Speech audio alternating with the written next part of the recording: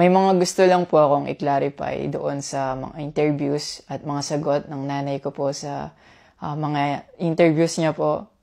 Unang-una po yung 70K na incentives po na sinasabi niya from World Championships 2021 po. Unang-una po 2022 po yun. At hindi lang po 70K yung na-receive ko po doon. Alam ko 6 digits po yun. Dahil dalawa po yung nakuha kong medalya. After nun, mga bandang December, umuwi ako sa Pilipinas. Nakikita kami ng mama ko.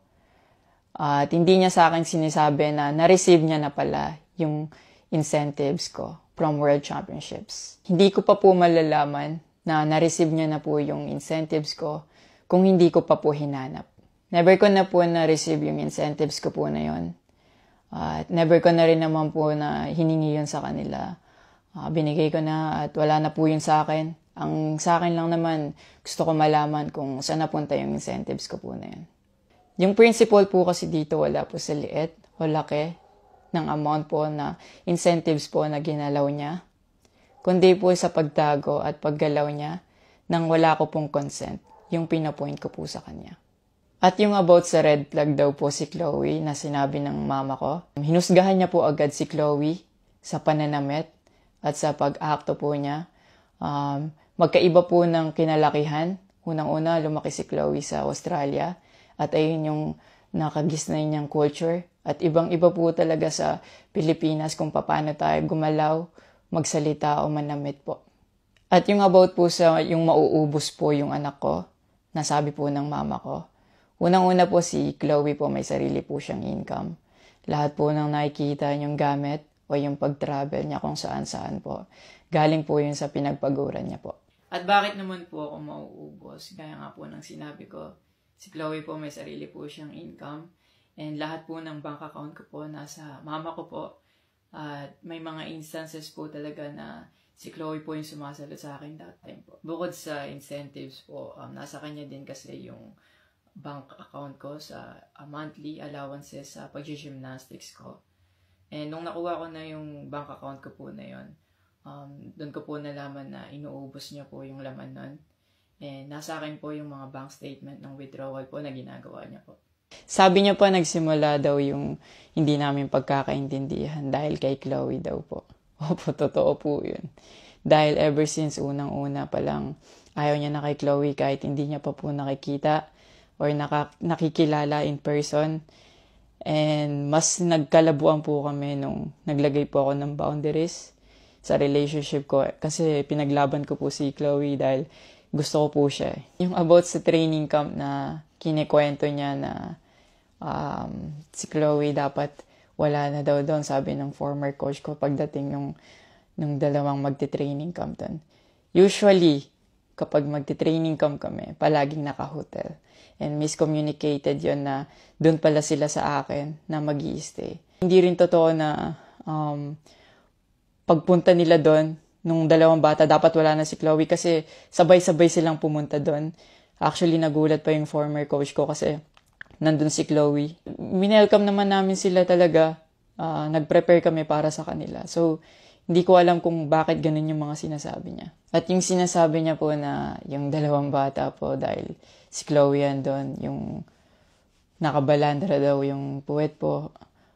Bilang nakakatandang kapatid po, bilang boyfriend ni Chloe po, at bilang ate at kuya po, kami po aalagaan po namin sila. Hindi namin po gagawin yung mga iniisip niya na ganon ang dumi niya mag-isip at hindi appropriate yon para sa akin at disrespectful yon actually sa akin and kay Chloe po.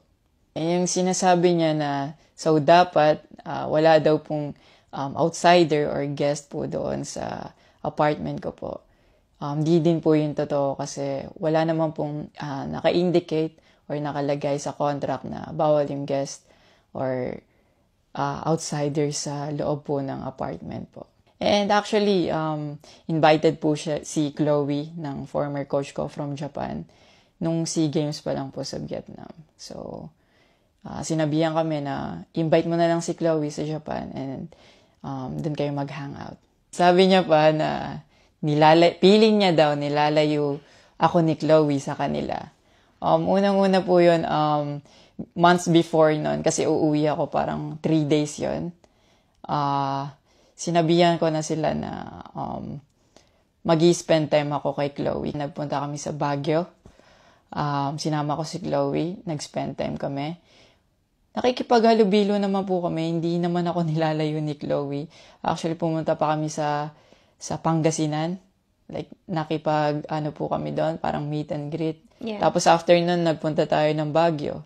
And then, ikaw pa nga nag-aya na yung sa bike. Yeah, because we didn't know tayo. what to do after nung kumain, because they were like, oh, what do we do? I was like, oh, let's go sa Burnham Park. Yeah. So that we can take the little kids to go biking. Yeah. So I'll just attach a screenshot of me saying sorry at that time if they felt left out when we were all hanging out sa Baguio. So you guys can just pause and read. Actually, nagkita po yung mama ko and yung family ni Chloe twice po. And then, yun, nag-usap po sila. In the last resort, my family made a group chat na kasama everybody involved because my family wanted to address kung ano yung issues ni mom mo towards me. Yeah, kasi marami na siyang pinapost. Yeah, madami na siyang pinapost. And even though my family knew na madami na siyang pinapost, my family still welcomed them, treated them with respect, and with no judgment na pinaringgan nila yung side ng mom mo, what she had to say about me and our relationship. And then, after the group chat, she left, your mom left, and wala siyang narinig anything from my family. May recent interview po kayo na kinakongratulate niyo po ako. Kung genuine po talaga kayo, maraming salamat po. Ina-acknowledge ko po yung pagka-congratulate niyo sa akin.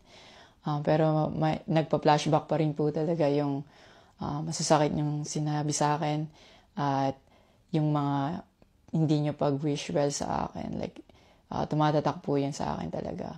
Ang message ko po sa inyo na mag-heal kayo, mag-move on, at napatawad ko na kayo long time ago po. Pinagpe-pray ko na maging safe kayo palagi at nasa maayos kayong kalagayan dyan lahat.